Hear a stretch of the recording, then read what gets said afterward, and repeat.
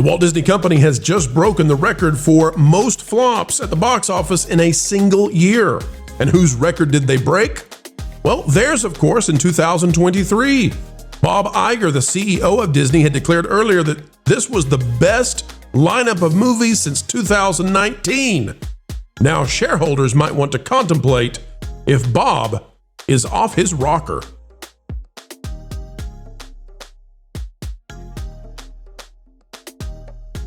Hello, folks. Welcome back to the Pro Channel. Today, we're talking about Fantastic Four. We're talking about Captain America: Brave New World. We're talking about Snow White. And yes, Tron Ares joins the list of movies that have flopped, been failures financially for the Walt Disney Company in 2025. It's the most we've ever seen from a single company in a single year. But the legacy media refuses to talk about it. We do not hear. Let's dive in. Click the like button, and here we go. All right, ladies and gentlemen, take a look at this. It is out of Collider, and it is, well, something fancy to see. Tron Ares stumbles at global box office debut, barely passes Miss Taylor-Joy's massive bomb. This is by Rahul Malhotra. And it says, remarkably, Tron Ares has fallen well short of star Jared Leto's critically panned box office bomb Morbius in its global debut. Despite a far superior audience reception and significantly more positive reviews, the third installment in the cult favorite Tron franchise couldn't crack the $100 million mark in its first 3 days of release worldwide. And I guarantee if it could have done it in 4 days, they'd be talking about it right now, because it's a holiday. It's indigenous Columbus whatever it is kind of day. Not that Morbius could either, but at least it came close. The superhero movie made $84 million worldwide in its opening weekend, successfully recovering its reported budget of $80 million. That's not how that works. That's not how that works. They made $40 million back if they got $80 million at the box office because theaters keep half. So does Uncle Sam. Tron Ares, however, cost a reported $180 million to produce. That was the budget. So more than that. But grossed only around $60 million in its global debut. Okay, well, we've set the record straight on how this works with Collider. We're glad to help them understand. From superhero hype, continue right along because, folks, the story here is, guess what? Bob Iger with Tron Ares appears to have broken a record. Most flops in a single year because guess what? Let's read them. Let's read them and weep. This is by Harsha Panduranga, and it's out of Superhero Hype. With some major flops in 2025, Disney is having a tough time winning its audience over. Yeah, you betcha. Here's what they've got listed. Snow White, which had a budget of $270. It went way over that. $350 was the last number I heard, and then you add in marketing, it was at $500. Made a global box office of $205.7. That's a huge flop. Captain America: Brave New World, reported budget of $180. Of course, that's not including marketing. Box office was $415. Also made a flop. Elio was a tremendous flop. Again, not including the marketing on these. We'll just stop saying that because it's over and over. Thunderbolts was a flop. Ladies and gentlemen, we can add some more to that now. We can add to the list, to the tally, we can add Freakier Friday. I've looked at this. I've looked at the numbers. We can now confirm that Freakier Friday was a financial loss for Disney. Although it was not terrible because it cost nothing to make. But still, somehow, it managed to shake out with less than a profit. And guess what? Now Tron Ares. So count them up. Other than Lilo and Stitch, what has Disney made money off of? Let's count them. Freakier Friday, 1. Tron Ares, 2. Thunderbolts, 3. Elio, 4. Captain America: Brave New World, 5. Snow White, 6. We are at 6 flops, ladies and gentlemen. And you can say to me, Pro, it's too early. You can't call Tron a flop. Oh, it made $60 million worldwide in its first weekend. Maybe you liked it. That's great. Our friends at EBN liked it, and we love them, and we were happy that they enjoyed it. But ladies and gentlemen, if it has even a 50% drop, which would be glorious at this point, it's going to make 30 the next weekend and 15 the next after that. And past that point, Disney's looking for change in the Mickey Mouse couch. Okay? Tron, there is no way that is going to reach profitability. All right, guys, let me tell you about the record that it's breaking, okay? Here's what I've got in my notes. The last time that Disney had a year this bad was 2023. But in 2023, we really can only claim officially 4 major flops. They were big flops. The Marvels, that was a flop. Indiana Jones: The Dial of Destiny, that was a flop. Wish was a flop. And Haunted Mansion was a flop. We can go to some other studios and other times that, these companies have had bad days. Warner Brothers in 2024 had the Joker sequel, Furiosa, and Borderlands. In 2017, Paramount, in a single year, had Ghost in the Shell, Mother, and Suburbicon. Still nowhere close. But guys, this year for Disney has been like any other year. Wiz, I want to go to you first. We're at 6 flops so far. I don't think that Disney has more flops in the can. No, there's no way. All they got left is Zootopia 2 and Avatar. There's no way that those two can flop. But 6 flops, and these are big flops, is a horrific way for Bob Iger to finish his final full year as CEO. Oh, it's terrible. It's a terrible way to finish things out. But, Bob is going to do what Bob does best. Sweep it under the rug. He's going to pretend like it didn't happen. Tron Ares? Who's that? I've never heard of Tron Ares. Oh, no. It was Tron Legacy was what we left it off with. Because they're just going to take Zootopia 2, which is likely going to make money, and the next Avatar film, which is definitely going to make money, and they're going to just run with those. That's all we're going to hear about, even though shareholders should be asking questions like, what is the deal with all these other movies? You're sinking hundreds of millions of dollars into making these things, and no one is going to see them. And not only are people not going to see them, they're not caring to purchase them later on or watch them later on. And when they do, they find lots of negative things to say. And that is another big problem here, is the word of mouth on these projects is not good for the people that even have spent their money and time seeing these things. Tron Ares is not a good film. There's a lot of problems with it. The more you try to read into that film, it just begins to quickly fall apart. Now, I understand people like our friends at EBN enjoyed it and they found value in it. I'm very happy for them. I'm happy that people can find some value in these things. But unfortunately, when you look at the member berries that this movie tries to play off with, it doesn't help. It only hurts. The member berries in Tron Ares, we've reached new levels where member berries don't need to make any sense. And yet they're putting them in the movies and shows just to dangle kind of keys at the audiences instead of telling original or honest stories that they originally wanted to tell. I'm not happy with it. And anybody that's still a Disney fan should be asking questions. Wiz, not everybody's going to agree with me. I acknowledged that during the review, but I thought Tron Ares was the worst movie I had seen in years. And it was so bad that I would have walked out in the middle of the movie had I not been officially reviewing it for my job. I mean, I found it detestable. I thought the story was terrible.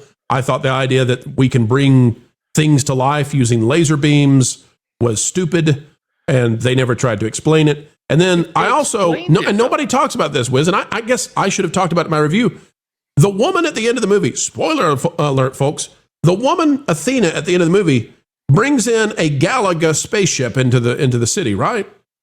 Well, Wiz, how did she do that? It's bigger than the factory where the lasers are. I could do that too. Oh, bro. he did it. Bring it in too. I'm Troning, everyone. Wiz, how did she make that thing with little, they look like lasers from Honey, I Shrunk the Kids. How did she do that in a building that it's bigger than? Like, the movie just makes no sense at any point. Don't ask questions. You will not get answers. Hey, why is Kevin Flynn in this thing? I'm here because you're here, man. Oh, and God, that's all they get on. That's right. I literally laughed at the movie when it happened, and I felt bad because one other person had come into the theater after it started, and I felt badly because I thought, oh no, I'm ruining this person's experience. But when the people that wrote the movie knew this doesn't make sense, and they sat down in the writer's room and said, what's the reason we're going to give? I'm here because you're here, because I'm the dude. Yep. Yeah, and why is the Dillinger destroyed server able to connect to the 1982 NCOM server? See, these are the questions that the spoilers don't even matter because none of it makes sense. All right, well, I'll tell you what doesn't make sense is all these movies that have failed. Ron, Snow White and Captain America Brave New World started it off, and I think they're better than Tron Ares.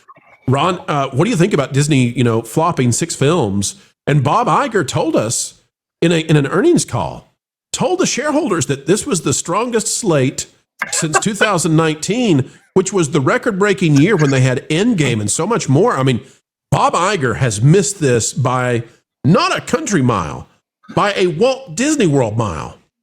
Well, that's just like your opinion, man. Okay, the dude. So I have to point out one thing where I hate pointing out when Pro might be incorrect, but from my calculations, it's actually 7. Fantastic Four First Steps. Oh no, I forgot Fantastic Four.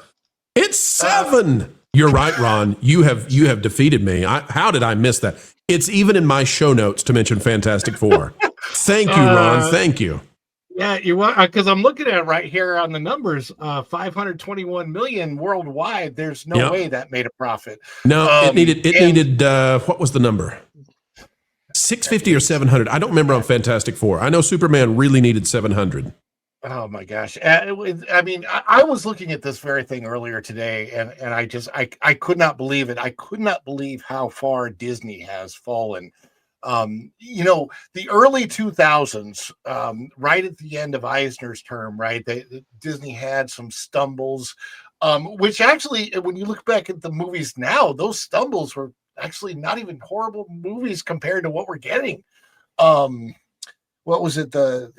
It's the Atlantis one, I think. There was Treasure Planet, I believe. Things like that are so much better than what we're getting now, and yet they were stumbles at the time. And now they're trying so hard, and yet they're making slop. Marvel, the MCU, the one thing that Disney was actually holding on to that had some hope, they have just squandered it so bad. I mean, I knew it was bad with Star Wars, but Marvel, it's just and Pixar, Elio, like they can't even create a good new Pixar film. I will say I actually liked Soul, and I think Soul would have done better had it come out at the box office than an Elio. Now, when they re-released it to the box office, everybody had already seen it on Disney Plus, so it wasn't worth really going to the box office to watch a movie like that. But I think initially Soul would have probably done better. But what they're coming out with now, it's like, how do they keep getting worse and worse and worse and worse every year? It blows my mind. They're trying hard.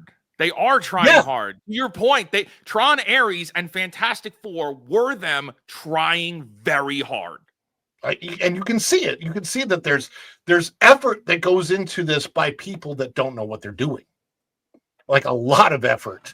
And it's like you've given the keys of the kingdom to the wrong people, and they just don't know what to do with it these days. And it's really kind of sad to see Disney in the state that it's in, with the movies, with the parks, with the entertainment. And I think a lot of this might just have to do with the fact of what became a $70 billion distraction in Disney Plus when Iger first acquired Fox. And that Comcast, I got to say, they did a brilliant thing by driving up the price. And I just think it's eaten away at Iger ever since. Well, 7, and the media is not reporting this. This is why it's so important for folks to tune in. Because, listen, the legacy media, they're not telling you that Disney currently this year has 7 financial failures and 1 financial success in theaters. They're not telling you that. So this is a huge problem. It's an absolutely huge problem for Disney. Lauren, what we're looking at, though, is next year. Because now we're almost done. As we've said, Zootopia 2 has to make money. I mean, it just will. And then Avatar, never bet against James Cameron. I don't understand it, but people love those Smurfs for some reason. Lauren, next year we've got The Mandalorian Grogu. And we've got the big Avengers movie. So what's going to happen there, Lauren? Are we going to get a turnaround, or are we actually looking at a reality where Disney could see those 2 films, which would be catastrophic if they flop? Are we looking at a possible 2026 where Disney fails with those 2? Well, the outlook doesn't look good, but, it's anything can happen. I'm not optimistic, though. I certainly wouldn't be betting on them. But I'll say what I think we always say. It's like, we don't hope for these things to fail. We actually would like to be going to see good movies, and I'd love to be able to come on the stream and crow about something great. But they've had way more opportunities than they should have been given.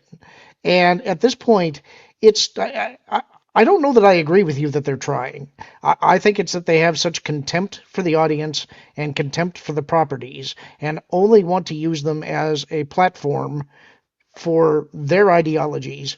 And I think that there's an element of it, too, that they think that we're a bunch of old guys who are going to be dying off, and if they can just keep this up long enough, eventually there's going to be a generation of people who don't know what good stuff was, and they'll assume this was good. So I say starve them, It's like I don't want to support these people until they start actually respecting the audience that is making their jobs possible. Well, I just want to assure them that behind that gray beard, it's not real.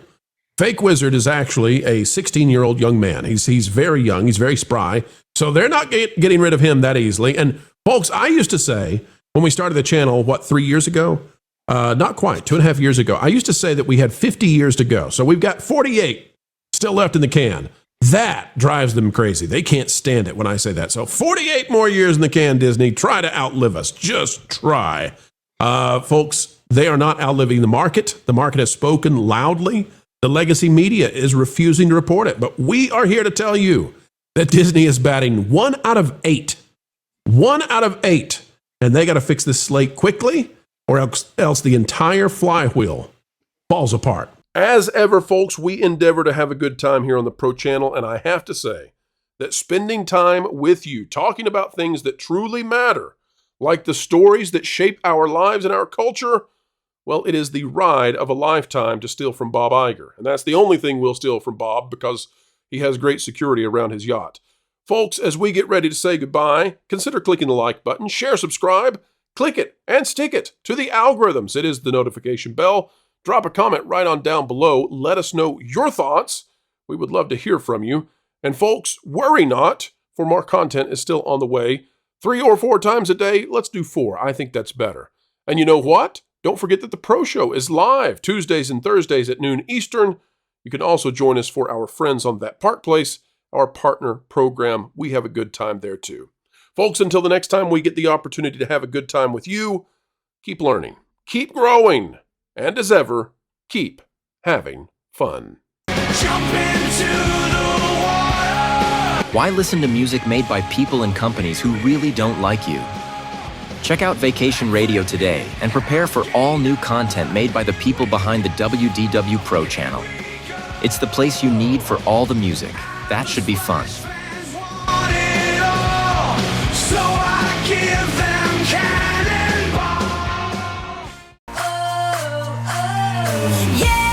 Hundreds of songs, every genre you can imagine. Listen live on YouTube and enjoy a set list that's always sunny. It's Vacation Radio.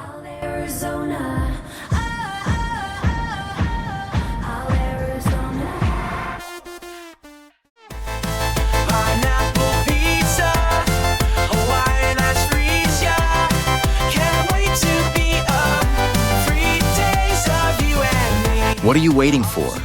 Every WDW Pro video has a link to Vacation Radio in the video description. Try it out and subscribe today.